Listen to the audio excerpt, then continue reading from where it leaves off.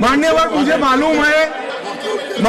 मालूम है नहीं बैठेंगे, क्योंकि ओबीसी को सम्मान देना है, महिलाओं को रिजर्वेशन देना है, ये नहीं बैठेंगे, मुझे पूरा भरोसा है। वॉकआउट करेंगे। कितनी भी कटु बात को हम सुन लिए, अब आप जवाब नहीं सुनोगे, क्या बात है? 6 घंटे तक मैंने सुना है आपको, कैसे ना नहीं सुनोगे मुझे?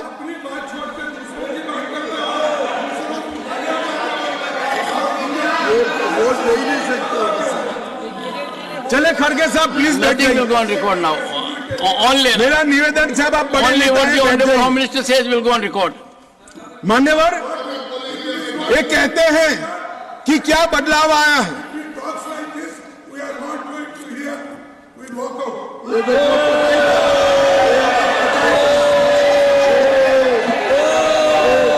ओबीसी बोलिए साहब, ओबीसी बोलिए,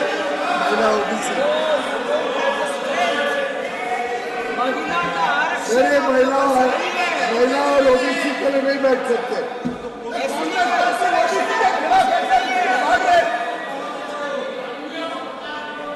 मान्यवर, बहुत सारे पीयूष भाई जैसे भले हृदय के लोगों को था कि ये जवाब सुनेंगे। मैं इनकी ऑफिस में कॉफी पीने के लिए गया, मैंने कहा नहीं सुनेंगे। तो पीयूष भाई ने मुझे पूछा क्यों नहीं सुनेंगे। मैं कोई कांग्रेस पार्टी ओबीसी विरोधी पार्टी है, इसलिए निश्चित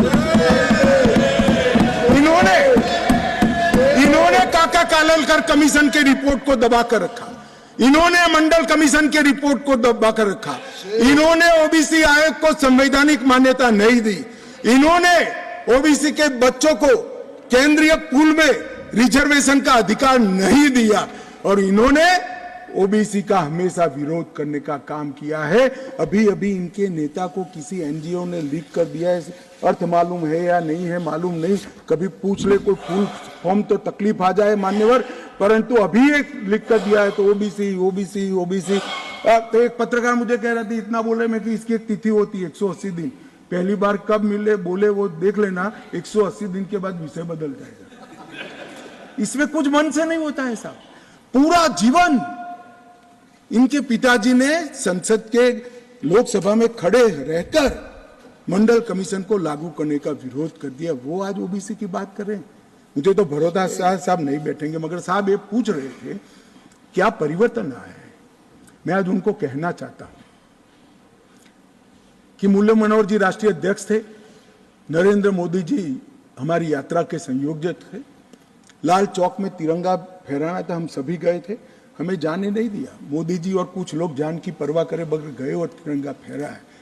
तिरंगा फहराने के लिए भारत के हिस्से पर सेना को दखल करना पड़ता था, वही लाल चौक में 26 जनवरी को घर घर तिरंगा फहरा गया।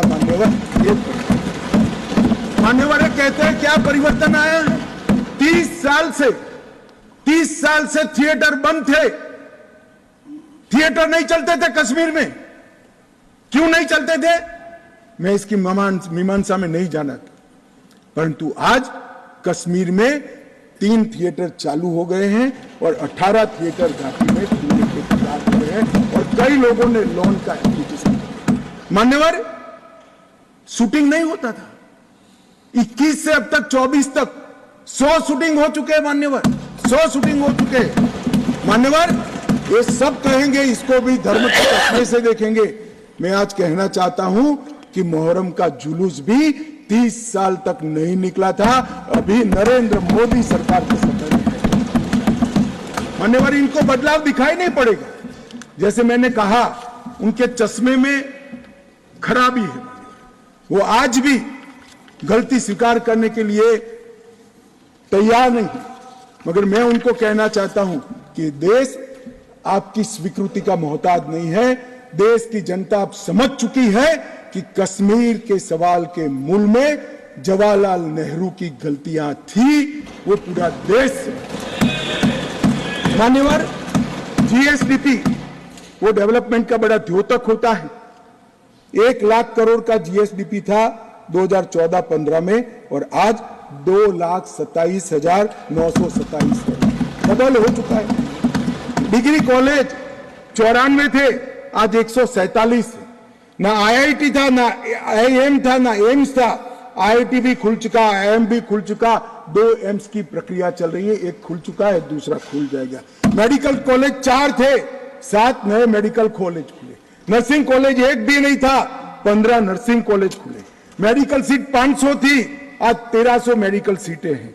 पीजी मेडिकल सीट 367 थी 70 साल में, आज 297 नई जोड़ने का काम नरेंद्र मोदी सरकार ने किया। मिड डे मील के तहत सिर्फ रिकॉर्ड पर, करप्शन तो जो होता होगा, रिकॉर्ड पर 6 लाख बच्चों को भोजन मिलता था, आज 9,31,000 बच्चों को भोजन मिलता है मान्यवर। और मान्यवर 30 लाख से टूरिस्ट का आंकड़ा 2 करोड़ पार कर गया मान्यवर। ये बताता है घाटी में ठीक है। 1485 से अधिक होम स्टे, अभी बताया जांगड़ा जी ने कि पहचान छुपा कर जाना पड़ता था, अच्छी गाड़ी में नहीं बैठ सकते थे, परिचय नहीं दे सकते थे। यहां घाटी के मुसलमान भाइयों के वहां होम स्टे चल रहा है और गुजरात, महाराष्ट्र, बंगाल से जाने वाले व्यक्ति इनके घर में रहकर खाना खाकर घाटी का लुत्फ, ये लगभग 10,000 बिस्तर होम स्टे के अंदर हो गए मान्यवर। और प्रधानमंत्री ग्राम सड़क योजना प्रतिवर्ष 1100 का एवरेज था, अब 8,086 किलोमीटर का एवरेज बना है। 47 स्मार्ट सिटी के तरफ योजनाएं थी, आज 173 है। प्रधानमंत्री आवास सिर्फ 24,000 बने थे, आज 1,45,000 बने हैं। घरेलू नल कनेक्शन सिर्फ 7,82,000 थे, आज 13,54,000 बने हैं। गठित की गई सेल्फ हेल्प ग्रुप 4,000 थी, आज 19,000 है। माननीय शिशु मृत्यु दर जो सबसे कठिन हेल्थ पैरामीटर है, इसका गिरावट बहुत कठिनता के साथ होता है। जो हेल्थ के पैरामीटर्स को जानते हैं उनको मालूम होगा। 1,000 पर 22 शिशु मारे जाते थे, आज 1,000 पर सिर्फ 16 शिशु मारे जाते हैं। 47 जन औषधि केंद्र थे, आज 227 जन औषधि केंद्र वहां पर स्थापित हो चुके हैं। मान्यवर इनको दिखाई नहीं पड़ेगा। मैं आज चले गए हैं, मगर दिग्विजय जी को कहना चाहता हूं, ये नरेंद्र मोदी जी के हृदय की संवेदना है कि घाटी और जम्मू में इतना बड़ा बदलाव डेवलपमेंट के क्षेत्र के अंदर हुआ है मान्यवर। सिर्फ हाइड्रो इलेक्ट्रिसिटी में 30,000 करोड़ का भारत सरकार ने इन्वेस्ट किया। रेलवे का पैसा अलग, नेशनल हाईवे का पैसा अलग मान्यवर। लगभग पेंशन के लाभार्थी सिर्फ 6 लाख थे, रजिस्ट्रेशन नहीं होता था जम्मू की साइड से। अब ट्रांसपेरेंट रजिस्ट्रेशन के बाद 10 लाख लाभार्थी पेंशन के हो गए हैं।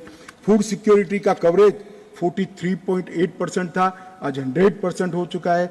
हेल्थ कवरेज देश भर में एकमात्र राज्य ऐसा है जहां प्रधानमंत्री आयुष्मान भारत योजना मान्यवर सिर्फ गरीबों के लिए नहीं है, गरीब से लेकर धनी से धनी तक, फारूक अब्दुल्ला जी तक, सभी को प्रधानमंत्री आयुष्मान भारत योजना का फायदा मिलता है। ओपन डेफिकेशन 50 से 60% था, अब 100% है। ऑनलाइन सर्विसेज सिर्फ 60 सेवाओं में थी, आज 1100 सेवाओं में ऑनलाइन सर्विसेज हो गई है। और स्पोर्ट्स में युवाओं की भागीदारी सिर्फ 2 लाख थी, आज 2022 में जम्मू कश्मीर के 60 लाख युवाओं ने खेलों में हिस्सा लिया। मान्यवर पूछते हैं कि क्या बदलाव आया, मैं इनको ही बताना चाहता हूं। और मान्यवर ढेर सारी चीजें हैं, अब ये चले गए हैं, मैंने दूसरे सदन में भी बताया, मगर मैं देश की जनता को विश्वास दिलाना चाहता हूं कि मोदी जी ने लाल किले से प्राचीर से इस देश को वादा किया था, और मोदी सरकार और प्रधानमंत्री स्वयं इस चीज पर अड़े हैं कि कश्मीर के युवाओं को हाथ में कभी बंदूक नहीं लेनी पड़ेगी, पत्थर नहीं लेने पड़ेंगे, इनके हाथ में लैपटॉप और किताबें भी होगी। नए कश्मीर की शुरुआत होगी मान्यवर। आतंकवाद मुक्त कश्मीर बनने की शुरुआत हो गई है।